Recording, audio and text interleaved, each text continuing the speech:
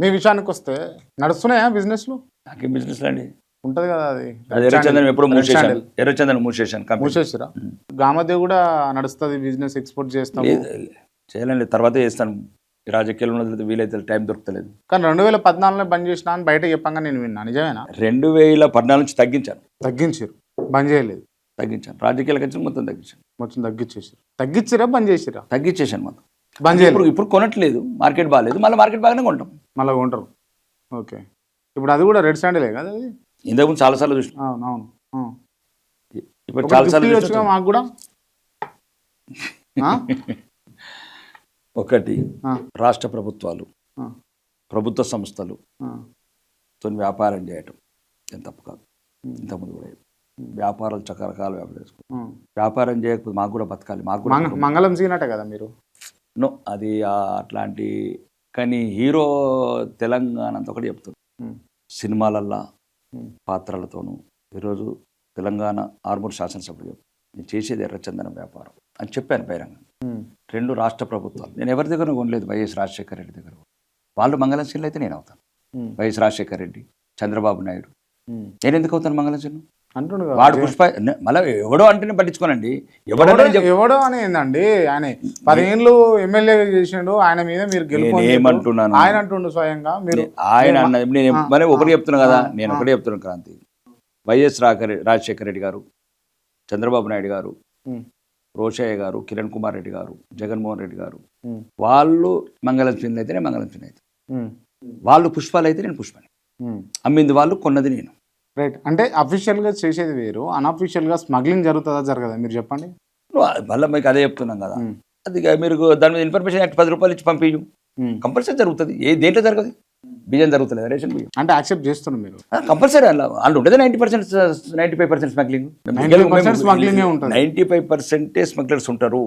Legal కంపెనీలు ఉన్నాయి 2-3. ఆ లీగల్ కంపెనీలో మాది ఒక కంపెనీ, ఏం కాదు కదా, ప్రభుత్వం డిక్లేర్ చేసింది కదా. భారతదేశం నుంచి మొదటిసారిగా రాకేష్ రెడ్డికి అనుమతి ఇచ్చిన ఎగుమతి చేయడానికి మా ప్రభుత్వం కాదు కదా, 98లో ఉన్నది. ఉమ్మడి ఆంధ్రప్రదేశ్ తెలుగుదేశం ప్రభుత్వం కదా. టర్నోవర్ ఎంత ఉంటుంది మీది? అవన్నీ ఏమున్నాయి టర్నోవర్స్, అవన్నీ ఇన్కమ్ ట్యాక్స్ డిపార్ట్మెంట్కి ఉంటాయి, సెల్ ట్యాక్స్ డిపార్ట్మెంట్కి ఉంటాయి.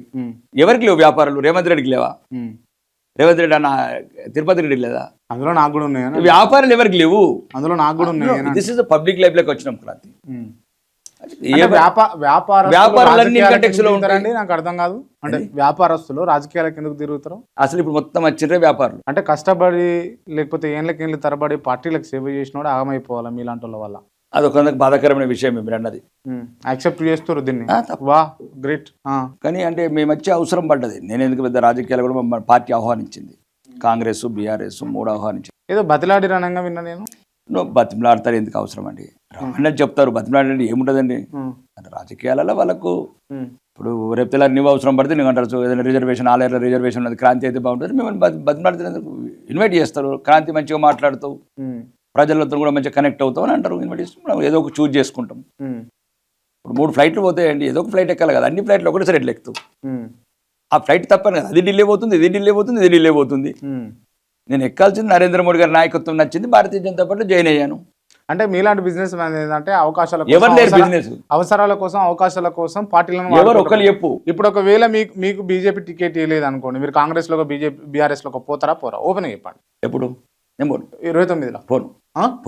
అసలే పక్కా ఫస్ట్ ఇంటర్వ్యూలో కూడా చెప్పినా, నేను ఎమ్మెల్యేగానే చెప్పినా బీజేపీలో ఉంటాను. టికెట్ ఇచ్చినా ఇవ్వకపోయినా టికెట్ ఓపెన్ చెప్తుంటే మీకేమో మినిస్టర్ కావాలని ఉన్నది షోకు. మళ్ళీ చెప్తున్నా, పార్టీ గౌరవించి, పార్టీ నాకు బీఫామ్ ఇచ్చి, నేను ఆర్మూరు ప్రజల ఆశీర్వాదంతో మళ్ళీ గెలిచి పాటిస్తే మంత్రి అవుతారు. నాకు కోరిక అంటున్నాను కదా, నాకు ఛానల్ పెట్టడానికి కోరిక ఉంది.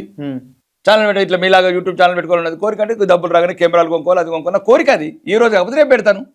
నా కోరిక హోంమంత్రి కావడం ఉన్నది, కోరిక అయితే రాసి పెట్టుకు అవుతాను కూడా. మా పార్టీ నొప్పించి హోంమంత్రి అవుతారు పక్కా. Right, wish all the best. దానికి హోంమంత్రి కావాలని కోరుకుంటున్నాం. మరి థ్యాంక్ యూ.